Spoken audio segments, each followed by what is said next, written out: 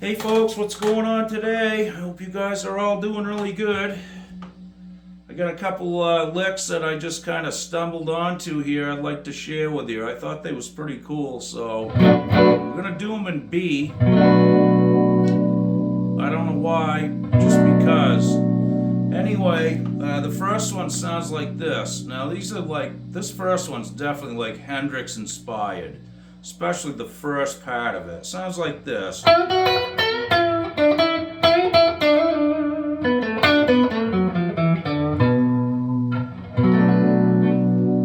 Okay, I tried to do it a little slow so you guys could really get the feel of it, but so we've all heard Jimmy do this,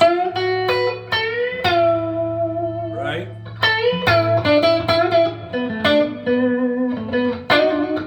He does all kinds of stuff with that little thing. So after I was just noodling with that,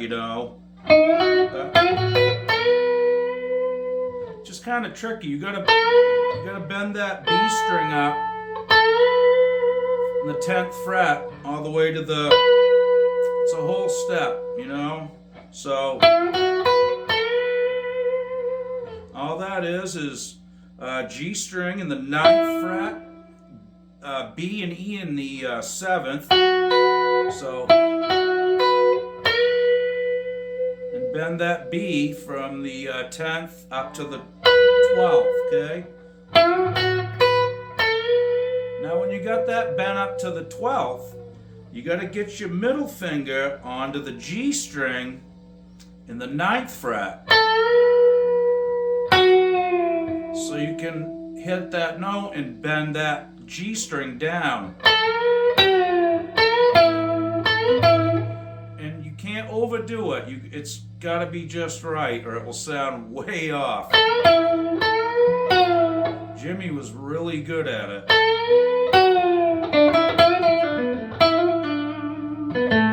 So after you get that little section, okay, we're on the G string in the 9th fret. We're going to go to the 7th fret, and then back to the 9th fret. We're going to bend up another whole step, or even a half step. Let's do a half step. So we're going to slide that note from the 7th to the 9th. So you bend this up a half step, G string, 9th fret, bring it back down, G string in the 7th, slide it up to the 9th, and then back to the 7th. Okay? And that's just D string in the 9th fret to the 7th fret, and then G string in the 7th, and D string in the 9th. And that's your root again. Okay? Now, so from that root, we can walk that down again one more set of stairs, so to speak. Okay? So here we go again, really slow. Sorry.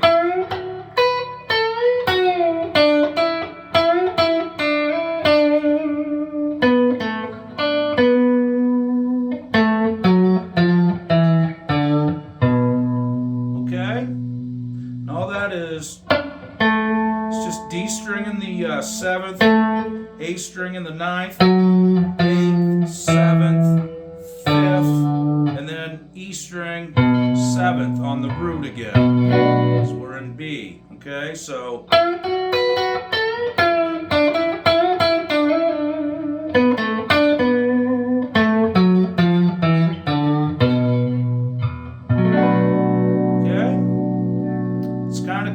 takes a little technique to get the bending right and all that stuff, and to remember to do the slide thing. But once you get it worked out nice and smooth, it sounds really greasy and cool, you know.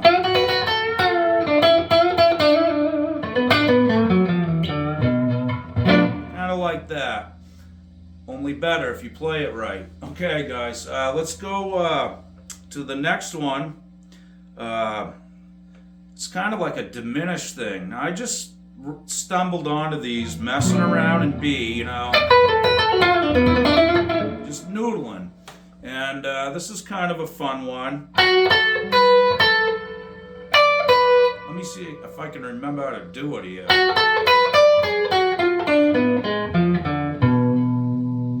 Kind of like that. There we go. So let's go E string in the 10th, E string to the 7th, and then we're going to hit the B string in the 9th. So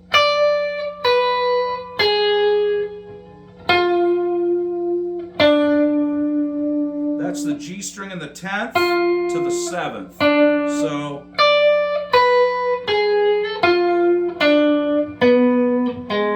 and that's the D string from the 9th to the 6th fret. Then we have A string in the 8th fret to the 5th fret, and then root. Actually, that would go from the 8th fret to the 4th fret. No, I guess it would go to the 5th. It's hard to do this slow, really, folks, but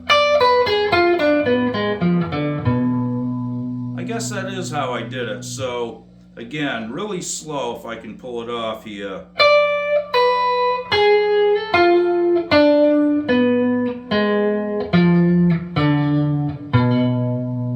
Okay, we're right back to the root. Okay.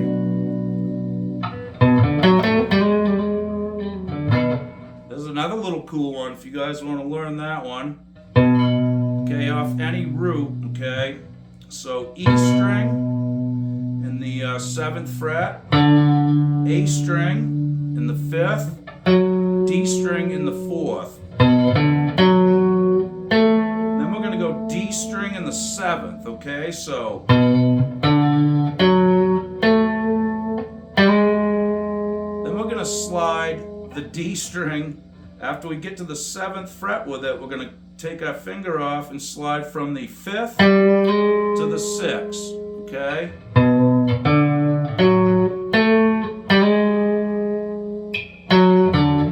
And then just walk it back down.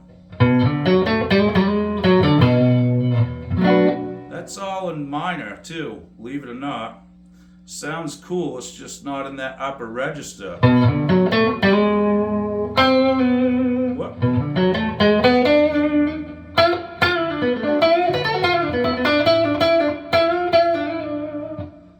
That little move. That was my own little thing I stumbled into today. But the Hendrix thing is cool too.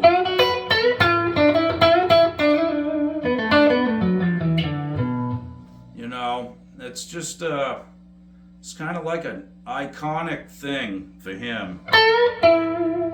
He did that a lot. He was just so good at hitting the pitch on them notes too. It was always impressive to hear him do it. So there's a few, you know, little licks. Again, this little diminished thing.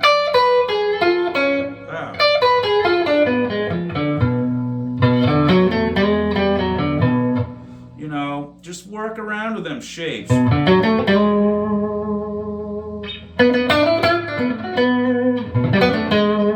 know, you can start like sweeping that.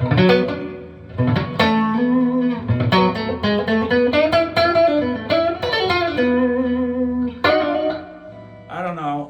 That's what I do, folks. When I get onto something, I just kind of move it around, see what's near it first, and what I can like pick up around the shape that I'm using. And you know, a lot of times there's some cool stuff there that you wouldn't think of, but you got to experiment. And you know, I'm sure that's what Jimmy did.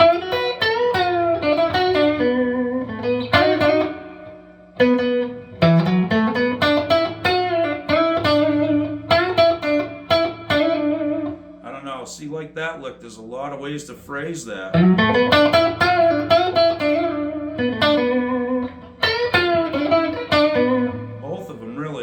can use that in so many different little voicings and stuff. It's cool.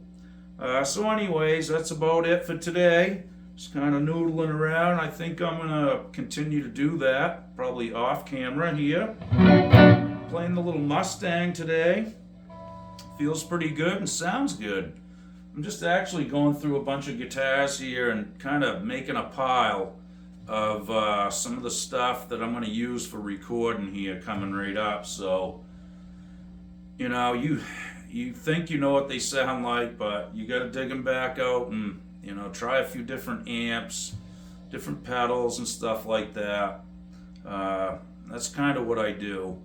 I have a bunch of guitars, and the reason it's not for show, it's not some icon badge, it's because there's songs in every one of them. Every time I pick up a different guitar, it leads me to something new or different. Or even just something that I know that somebody else played, you know, it might have that voice. So it usually takes me on my own journey and you know, into songwriting and riffs and guitar licks and all that stuff. And that's what this little guy did today, you know,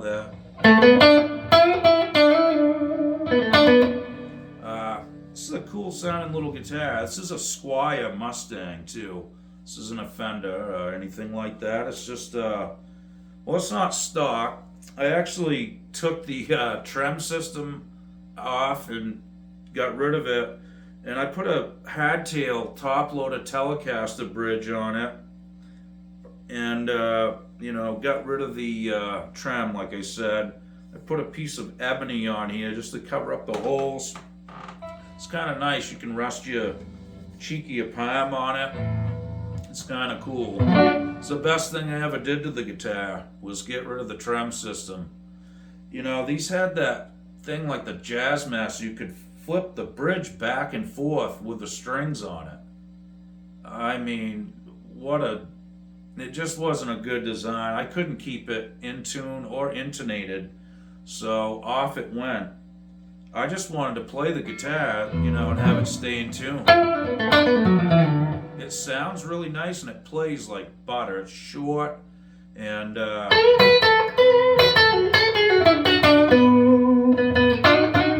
you can get that out of phase, you know.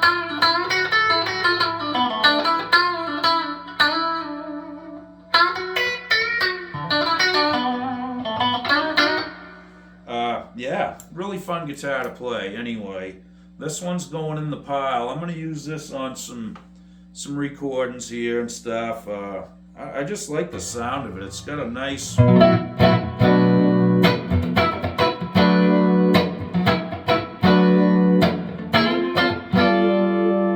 It's really bright, it's chimey, sparkly, kind of happy sounding.